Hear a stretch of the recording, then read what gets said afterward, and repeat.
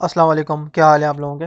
मेरा नाम सैयद इस्माइल तनवीर है और आज की इस वीडियो में हम बात करेंगे कम्युनिकेशन के ऊपर कि व्हाट इज़ कम्युनिकेशन। कम्युनिकेशन का क्या मकसद है, क्या मतलब है और ये किस तरीके से होती है। मैं कम्युनिकेशन के इस टॉपिक को 3 से 4 वीडियोस में कवर करूँगा और छोटी छोटी वीडियोस बनाऊँगा ताकि आपको जल्दी इसका मतलब समझ में आ जाए। तो इस वीडियो में हम बात करेंगे सिर्फ कम्युनिकेशन के ऊपर। इसके बाद जो मैं वीडियो बनाऊंगा वो बनाऊंगा फंक्शंस ऑफ कम्युनिकेशन, और उसके बाद जो मेरा पार्ट होगा वो होगा कम्युनिकेशन प्रोसेस के बारे में कि इसका प्रोसेस क्या होता है। और फिर एक और पार्ट आएगा इसका जिसमें बताऊंगा कि डाउनवर्ड कम्युनिकेशन क्या होती है और अपवर्ड कम्युनिकेशन क्या होती है। तो इसको मैं पार्ट्स में डिवाइड कर दूंगा ताकि आपको आसानी हो जाए। तो आज हम बात करेंगे सिर्फ कम्युनिकेशन के बारे में।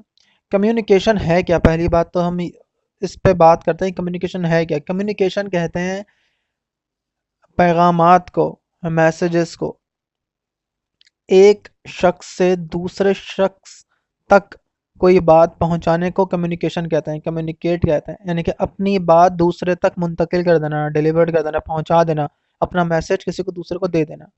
अब वो किस तरीके से देते हैं।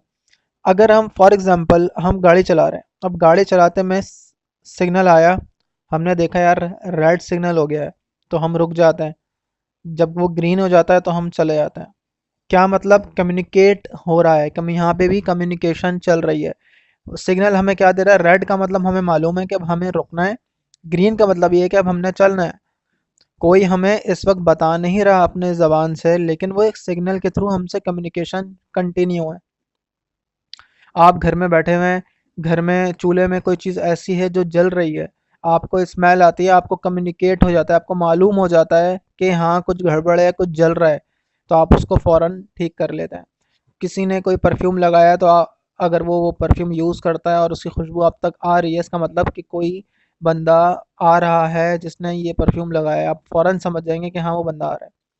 ट्रेन चल रही होती है, ट्रेन में लाल झंडा होता है, इसका मतलब ये है कि वो इशारा होता है रुकने का, आने का, जाने का। टेलीफोन की बेल बजती है, इसका मतलब कम्युनिकेट हो रहा है कि हाँ कोई हमें हमें बुला रहा है, कोई हमसे बात करना चाह रहा है, कुछ पूछ रहा है।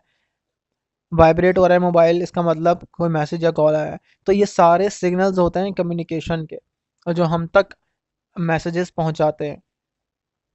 इसी तरीके से यही कम्युनिकेशन ऑर्गेनाइजेशन में भी इस्तेमाल होती है, कंट्रोल करने के लिए ऑर्गेनाइजेशन को। कि अगर मुझे ये मालूम ही नहीं है कि आगे क्या सिचुएशन होने वाली है या अभी का क्या हालात चल रहे हैं, डॉक्टर्स अगर पेशेंट देख रहे हैं, अगर उसको ये नहीं मालूम कि इसका बीपी हाई हुआ है, तो उसको मालूम कैसे होगा बीपी हाई इसका है। तो जब वो उसको आला लगाएगा, देखेगा मशीन में कि हाँ भाई इसका बीपी इतना हुआ है, तो वो भी एक कम्युनिकेशन का सिग्नल है कि उसको मालूम हो जाएगा कि हाँ भाई इतना है। अगर वो उसको यूज़ ना करे तो उसको पता ही नहीं चलेगा कि इसको इसका बीपी हाई है या उसको बुखार है। वो उसको छुएगा, उसका जिस्म उसको गर्म लगेगा तो उसको लगेगा कि हाँ यार इसको बुखार हो रहा है। तो ये सारी चीज़ें मालूमात हासिल करने के लिए कम्युनिकेशन बहुत ज़रूरी है। अब ये तो वो चीज़ें जो हम फील करते हैं, कुछ चीज़ें ऐसी होती हैं जो हमें बतानी पड़ती हैं, इन्फॉर्म करना पड़ता है बार बार कि ऐसा हो रहा है, ऐसा नहीं हो रहा है, ऐसा नहीं हो रहा। ये तो मैंने एक जर्नल एग्जांपल्स दी आपको जो हमारी आम जिंदगी में होती हैं। लेकिन जब हम इसको ऑर्गेनाइजेशन में पढ़ते हैं तो वो बहुत ज़्यादा ज़रूरी है। ऑर्गेनाइजेशन में सारी चीज़ें कम्युनिकेशन से होती हैं। कोई किसी ने किसी को कोई काम दिया है तो उसको बताना है फ़ोन करके कि भाई मैंने आपको ये काम आपने करना है। वो कहेगा अच्छा ठीक है, फिर वो उस काम को कर देगा। करने के बाद फिर दोबारा बताएगा कि सर मैंने ये काम कर दिया है, फिर वो उसको चेक करेगा। इस तरीके से पूरी ऑर्गेनाइजेशन में काम होते हैं।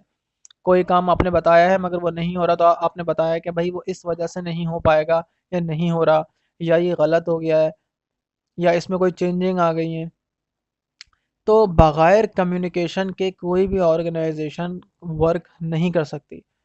कोई घर पे भी आप कोई भी काम अगर नहीं कर सकते हैं, फॉर एग्ज़ाम्पल आपके घर में कोई मेहमान आ रहे हैं और आपके एक भाई को या आपके घर के एक फ़र्द को किसी ने फ़ोन कर दिया जो कि ऑफिस में बैठा हुआ है, और मेहमानों ने आपके उस भाई को फ़ोन कर दिया कि हम शाम में आपके घर खाना खाएंगे। अब उसने क्या किया, घर में नहीं इन्फॉर्म किया कि शाम में लोग आ रहे हैं। अब वो लोग आ गए घर में और हम घर वालों को तो पता ही नहीं था कि आप लोग आ रहे हैं। तो इसमें ये जो मसला ख़राब होगा, ये कैसे ख़राब होगा? कम्युनिकेशन की वजह से। क्योंकि उनके भाई ने घर में इन्फॉर्म ही नहीं किया।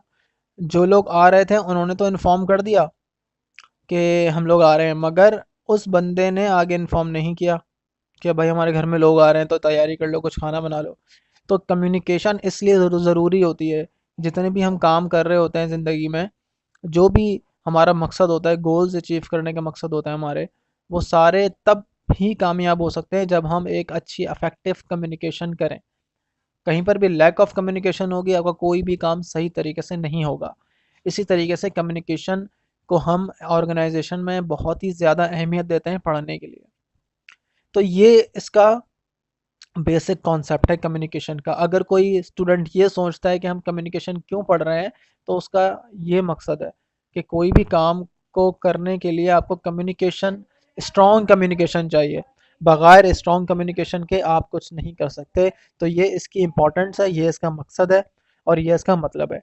नेक्स्ट वीडियो में मैं आपको इसके फंक्शंस ऑफ कम्युनिकेशन पढ़ाऊंगा। Thanks for watching.